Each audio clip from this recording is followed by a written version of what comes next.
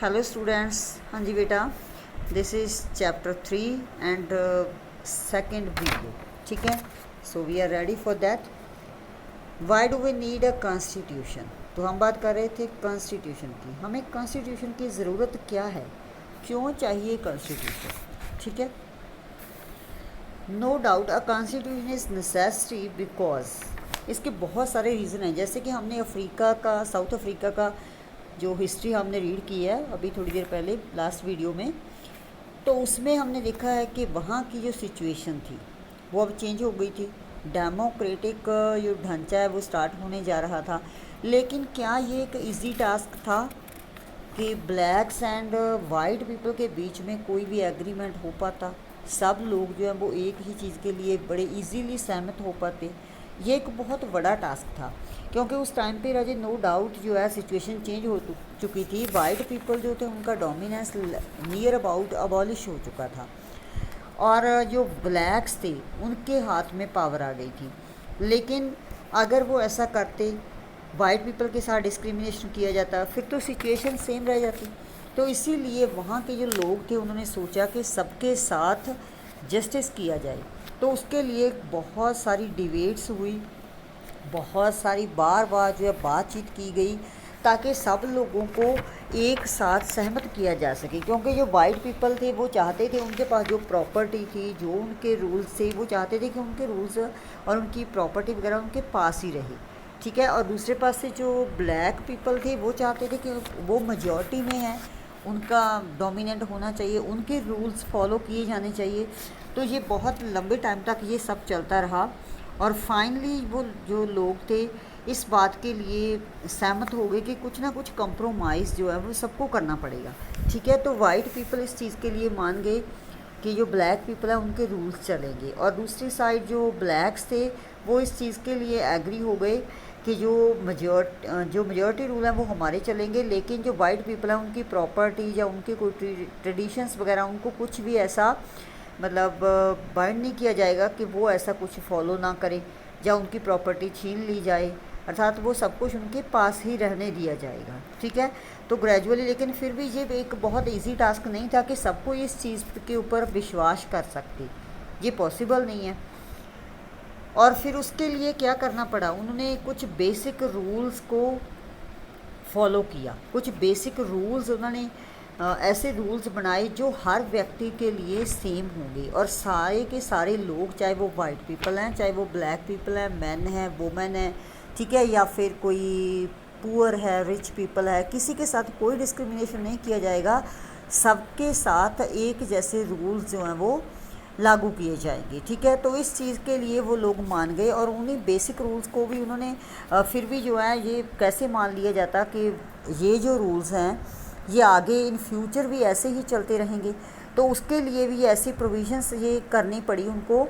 ये सारे रूल्स जब लिख लिए गए तो इसी को हम क्या कहते हैं, कॉन्स्टिट्यूशन। ठीक है, तो उन्होंने ये कॉन्स्टिट्यूशन बनाया, और उस कॉन्स्टिट्यूशन में ये भी इन्होंने प्रोविज़न की कि आगे भी कोई भी गवर्नमेंट जो है इनको मतलब इजीली चेंज नहीं कर सकेगी, हर गवर्नमेंट को ये रूल्स फॉलो करने पड़ेंगे। तो इस चीज़ के लिए सारे लोग जो थे सहमत हो गए। ठीक है, तो धीरे धीरे ये सिचुएशन चेंज हो गई और उन्होंने अपना कॉन्स्टिट्यूशन बना लिया। तो ये कुछ पॉइंट्स है, पर्टिकुलर पॉइंट्स जो हम डिस्कस कर रहे हैं कि कॉन्स्टिट्यूशन हमें चाहिए क्यों। फर्स्ट है, it generates a degree of trust and coordination that is necessary for different kind of people to live together. तो सबसे ज़्यादा ज़रूरी है कि जो नो डाउट राजे, ये सिर्फ हम ये नहीं कह सकते कि ओनली साउथ अफ्रीका में ही ये डिफरेंसेस थी। नियर अबाउट हर कंट्री में कुछ ना कुछ डिफरेंसेस होती हैं, अलग अलग तरह के लोग होते हैं। वहाँ के लोग जो थे वो स्किन के बेस पे उनके साथ डिस्क्रिमिनेशन किया जाता था, और बाकी जो कंट्रीज़ हैं वहाँ के जो लोग हैं उनके साथ किसी न किसी और बेस पे, जैसे हमारे इंडिया में क्या था, जब हमारा इंडिया इंडिपेंडेंट हुआ, हमें आज़ादी मिली, तब हमारे यहाँ वो रिलीजन के बेस पे बहुत ज़्यादा डिफरेंसेस थी। ठीक है, तो इसी तरह और कंट्रीज़ में भी किसी न किसी बेस पे कोई ना कोई डिफरेंसेस होती हैं। तो इसलिए सारे लोगों में कोऑर्डिनेशन के लिए, आपस में ट्रस्ट पैदा करने के लिए ये कॉन्स्टिट्यूशन का होना बहुत ज़रूरी है, ताकि सारे लोग मिलजुल के रह सकें और उनको इस चीज़ का विश्वास हो कि उनके साथ कोई भी जो है डिस्क्रिमिनेशन नहीं किया जाएगा। It specifies how the government will be constituted, who will have power to take which decisions. तो ये कॉन्स्टिट्यूशन ही तय करेगा कि गवर्नमेंट जो है कौन सी गवर्नमेंट होगी, कैसे जो है इन फ्यूचर में गवर्नमेंट चूज़ की जाएगी और किसके पास कौन सी पावर होगी। ठीक है, कौन कौन से लोग कौन से डिसीज़न ले सकेंगे। मींस के जैसे हम देखते हैं कि हमारे इंडिया में जो है 3 टियर सिस्टम चल रहा है। ठीक है, कुछ पावर जो है सेंट्रल गवर्नमेंट के पास हैं, कुछ जो है स्टेट गवर्नमेंट के पास हैं। ठीक है, और कुछ जो है पंचायती राज हमारे यहाँ चलता है, उनके पास भी कुछ पावर्स हैं। तो इस तरह कौन तय करता है, ये कॉन्स्टिट्यूशन ही हमें बताता है कि किसके पास कौन सी पावर हो सकती है। Okay, it lays down limits on the powers of the government and tells us what the rights to the citizens are. तो ये भी बहुत इंपॉर्टेंट पॉइंट है कि ये गवर्नमेंट के ऊपर गवर्नमेंट की पावर्स के ऊपर लिमिट्स लगाता है। ऐसे नहीं कि जो गवर्नमेंट बन गई वो अपनी मर्ज़ी से जो मर्ज़ी करती रहे, फिर तो हर जगह पे डेमोक्रेसी नहीं होगी बल्कि एब्सोल्यूटिस्ट हो जाएंगे, तानाशाह हो जाएंगे। तो इसीलिए ये ऐसे रूल्स बनाता है, ये कॉन्स्टिट्यूशन ही है जो उनकी पावर्स के ऊपर लिमिट्स लगाता है। ठीक है, उसके ऊपर पाबंदियाँ लगाता है, अनलिमिटेड होने से बचाता है।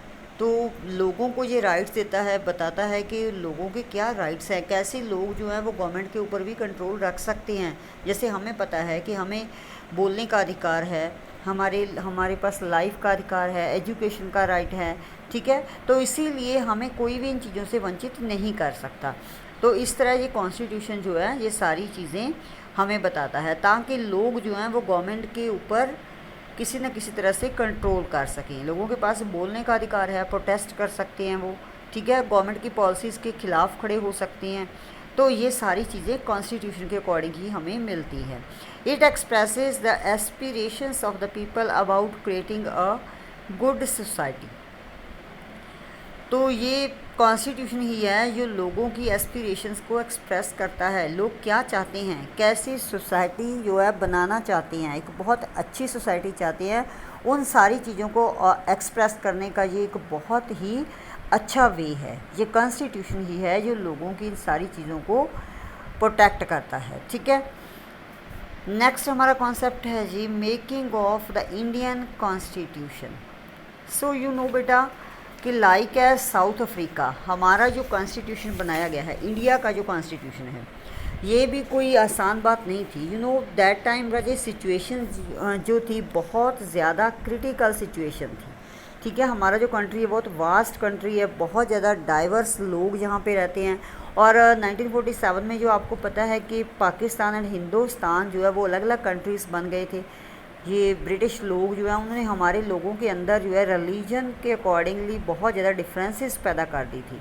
ठीक है, तो उस टाइम पे राजे नियर अबाउट 10 लाख लोग जो हैं मारे गए थे।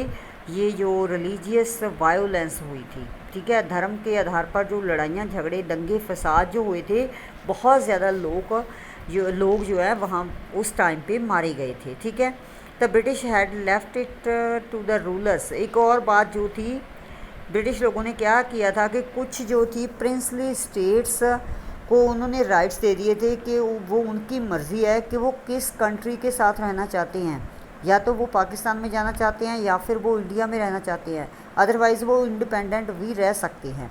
जो प्रिंसली स्टेट्स मतलब जो राजाओं के अंडर उन्होंने कुछ स्टेट्स दे दिए थे। ठीक है, उनको ये अधिकार दे दिया था कि ये उनकी अपनी मर्ज़ी है।